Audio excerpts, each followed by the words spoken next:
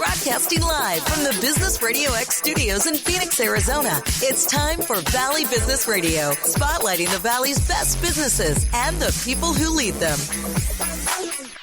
Welcome to Valley Business Radio, where we tell the stories that traditional media tends to ignore and help connect you to the right people. I'm your host, Dr. Adrian McIntyre, and I'm joined in the studio today by Abby Fink, publisher of the Arizona 100. Welcome, Abby. Well, thank you for having me again. These are some of my favorite moments in the month. You have a publication that comes out twice a month, and a few days before, we always do a preview of what's coming up in the Arizona 100, a digital publication that gives quick and concise stories, snapshots, insights into the people, the places, the events that are happening throughout the state of Arizona. It's a really cool online publication. We'll give details of how to find it and subscribe to it at the end. But Abby, what's coming up in this issue? Right. Well, it's just like little nuggets of really great information that's happening in across our state. So, there's been a lot of emphasis lately in the education environment on, the STEM or STEAM programs, science, technology, engineering, arts, and math. And a lot of our corporate organizations in the state are really starting to recognize the importance of promoting that type of education. So Arizona Public Service, APS, and Phoenix Suns Charities here in the Valley are partnering up together to provide grants to educators that want to implement new STEM programming in their school. It's available for kindergarten through high school. So what's really cool to me is thinking about some kindergartners that might have a chance to participate in this. But it's a grant application process, and they will be selecting a variety of schools and programs across the Valley for this programming. $2,500 will go to support these programs. If you want more information, that's available on the APS website. But I looked at the application. It's pretty straightforward. If you've got some interesting STEM programming that you're thinking about doing, I would encourage you to consider applying for one of these grants. This is very exciting because we ask so much of teachers in the school system, and yet in many ways we pay them so little for the important role they play in preparing the future of our world. So it's a great opportunity for teachers to get some additional support for programming designed for the future, not the past. Correct. So September, I don't know if you're aware, but September is Hunger Action Month, and a national organization called Feeding America, which really supports all of the food banks across the country, takes the month of September to really raise awareness about hunger in our communities. And restaurants and organizations across the state are taking action as well within their organizations. And here in Arizona, Subway Restaurants is participating in a program where for every 2 meals that a customer purchases, they are going to donate 1 meal to, or the cost of 1 meal to the food banks in our community, up to 150,000 meals through the end of the month. So it's a great way for you to enjoy and help support the important work that our food banks are doing here in the state. It's very inspiring. And Subway Kids and Sports of Arizona is just a really cool organization that does some really great work out in the community, in addition to feeding everybody. Right. The actual nonprofit side of the Arizona Subway franchise is really committed to our community. Well, and their real mission is to really support those programs that impact our kids, and which is so great. And obviously, children are an important part, and we don't want them out there being hungry. And so this is a great way to get connected to that. We've talked in the past on these shows about about Arizona and its commitment to the social services community, the recovery community, mental health and mental awareness programs, and so we're really excited to be profiling this organization in the issue this week, which is a program, a campus really called Buena Vista at Chandler. And they are a drug and alcohol detox and treatment campus that's opening up in Chandler. They have been seeing outpatients for about a month now, and they will start their residential program here in the month of September.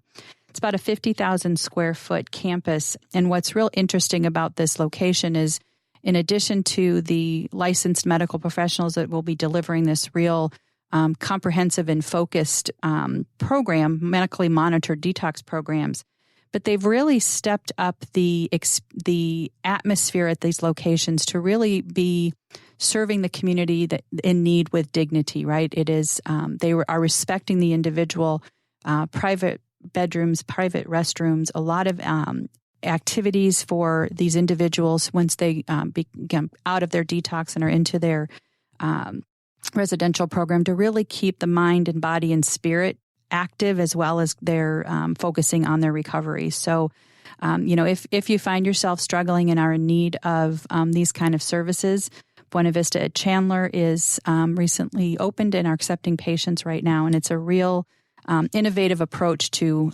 this treatment of what we're seeing, sadly, in our community is an increase in dependence on opioids and such. So, yeah, there's a real pressing need, I think, and it's the measure of any society, the degree to which they take care of the most vulnerable. And, people in pain, people self-medicating, people struggling with a variety of issues need that support and that dignity in their care. So that's very exciting. I'm very glad to hear that facility is opening. We were really impressed with when we learned about that really the emphasis on the whole person and not just on the addiction itself. So that was important to us. And of course, a issue of the Arizona 100 would not be complete if we did not talk about some great new restaurants and hotels that are opening in our state. I think we have one of these virtually every issue. But our friends to the north in Flagstaff are really, emerging really as a culinary destination. We're seeing all sorts of different types of new restaurants opening and some updates to some of the long-time restaurants in the marketplace. So we're going to see the Cottage Farmhouse French Bistro. We're going to see Root Public House. And lots of these restaurants are using locally sourced ingredients. And so, if you're going to, especially now when we're still seeing 100-degree weather here in the Phoenix area, looking for a little bit of a cool off towards the north, check out some of the new restaurants that are opening there. And this Root Public House sounds very exciting. It's a forest-to-table restaurant, not just farm-to-table. So true Northern Arizona ingredients, working directly with local sources. I'm very excited to check both of those places. Yep, me too. And if heading north is on your trip, but you're going to go a slightly different direction, our friends in Prescott are broken ground on a new Hilton Garden property there. Tourism in our state continues to grow, and Prescott is benefiting from what is happening. So they have entered into this arrangement with the WSH Hospitality and broke ground on a new hotel there, about 100 rooms. We're expecting it to open not too long from now, probably in the next 6 months or so. We're going to have some new restaurants, part of that hotel property as well. So put your plans on, get yourself to Prescott. And the city of Prescott as well is supporting this growth. There are new walking trails, new green space, playground, splash pad. And my kids love the splash pad. So it's going to be exciting to see what develops there along with the new Prescott Farmers Market. So a whole kind of upgrade of that historic area of downtown Prescott. Yeah, I love Prescott. I don't get there often enough. I actually should make a plan. Make a plan to go down, up, north, go north. Never was very good at that part. So we have some new businesses opening as well. An organization called Heroes, Inc.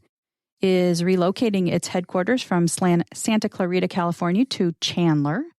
They are expected to be fully operational in Chandler by the end of the year with about 19,000 square feet of industrial space. And what this company does is specializes in the repair, service, and testing of helicopter engines. And that's a very specialized kind of service. Yeah. That's not your everyday mechanic. No. So they are, there's a part of Chandler now that they're referring to as the employment corridor. So a lot of engineering and industry are moving into this area. This happens to be one of them, and they're going to be checking out helicopter engines. Who knew? Yeah, especially the Rolls-Royce engines, which are not your average helicopter, by the way. Right, not your garden variety flying rock. So no, that's very exciting, and I think the aerospace and aviation industry in our state is thriving. We see new developments all the time. Some of which are more public than others, of course. There's some government contracts and things involved, but certainly an exciting arena of innovation and industry. Right.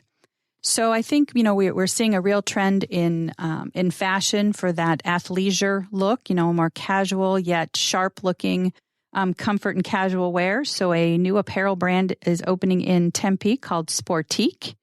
It is really growing, and we're going to start to see a couple new locations. If you're into that, you'll recognize some brands like Peloton and Tillamook Creamery and such. So, check them out in Tempe and see if you can't find yourself some new athleisure wear. Never a shortage of that, or so I'm told. Well, see me on a weekend and you'll understand. This business look only applies Monday through Friday. Now, Abby, we talk a lot in here, both at Business Radio X and in HMA Public Relations, the publisher of the Arizona 100, about branding, about marketing, and about media. So much changes on such a frequent basis, and yet in some ways, many things still stay the same. You've got a story coming up about the connection between a brand and the media. What's that all about? Right. Well, and most of us think of the media as something that, we consume. We see it on television. We read it. If we still subscribe to the newspaper, we read magazines. We might listen to a podcast. But, what we might not be recognizing is really what role the media is playing in helping businesses, organizations, the nonprofits and such get their information out to those that need to know about it. And so, your brand and how you represent yourself in the airwaves, in print, in broadcast is really important. And although we see a dynamic change in what's happening in the media, any good business needs to recognize the important role that media, and let's use that in a very general term, but what media play to, keep an organization at the forefront and in front of the decision makers that really need to know what they're doing. And as we evolve in our consumption of that information, and as we evolve as professional communicators, it's up to us to recognize really, that underlying message is still the same, that they help us get that out to who we need to get it out to. Media has proliferated, and we now consume it on screens of all sizes. The primary site of consumption for most people is the phone they carry with them nearly 24 hours a day. It's within reach. And, so not only traditional media, broadcast media, television, radio, and so on, but websites, social channels, broadcast hybrids like ours. BusinessRadioX.com has got an Alexa rank, I don't know if you know this, of 3,400, putting us one of the top sites on the internet. And our primary site, higher traffic than any of the television or radio stations in the state of Arizona. That's good. We just learned this last week. So there's all different ways of Must be because of this show. Probably. Yeah. I think it's you, actually. I think your fame has created I'm willing to take a little responsibility for this. Thank you. So media evolves, and people who support businesses in communicating with the world are evolving with it. Right. I think that's the takeaway. Right. And I was just having a conversation earlier with a journalist in town who is an editor of a local magazine, and we were talking about the fact that the media has changed. The product part, like you said, are we consuming it on our device? Are we looking at it, listening to it? That may have changed, but the principle of it is exactly the same. We still need people to develop those stories. We need people to be sources for those stories. And all of us in the business world have an opportunity to be on both sides of that if we think about our branding in that way.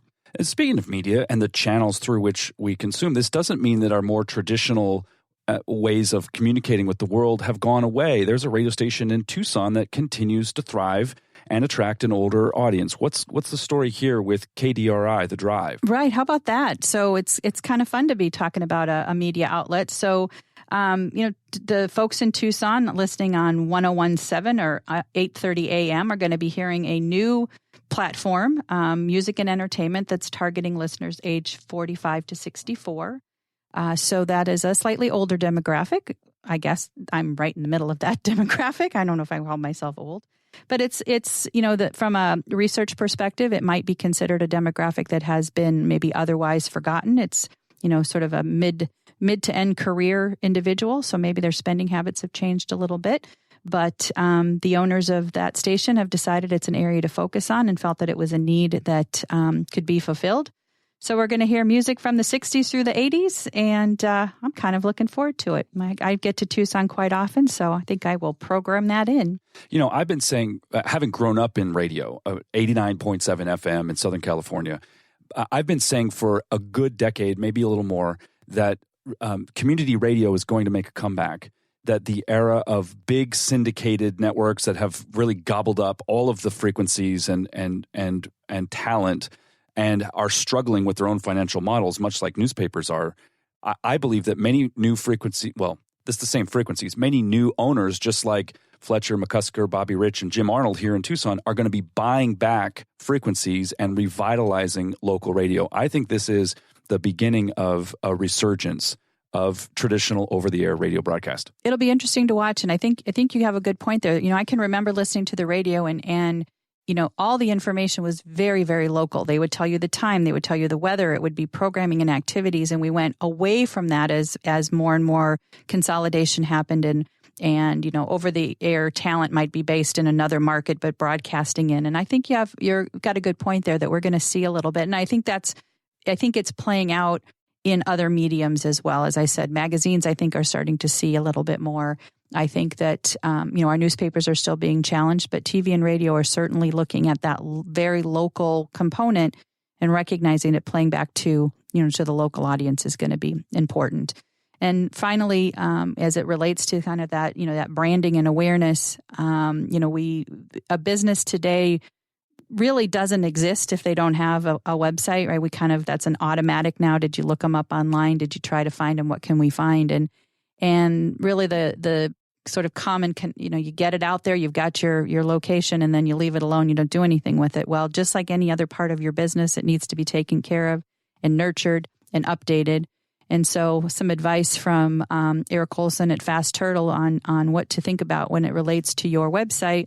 You've got to look at the back end. You got to look at some of the analytics and such, and make sure that your messaging remains clear. It's still relevant for your business today, as it was when you might have started that business handful of years ago. So some good advice there, and some recommendations on how to update and keep your website fresh and accurate for the business that you're in today. It's certainly not a set it and forget it type of a thing. There's a lot that needs to go on to keep that current, to keep it optimized, to keep it working for you and actually generating new business, not just taking up space on the internet. Right. So that wraps up another issue. Again, it comes out the second and fourth Thursday of every month. You can subscribe. It is free at thearizona100.com.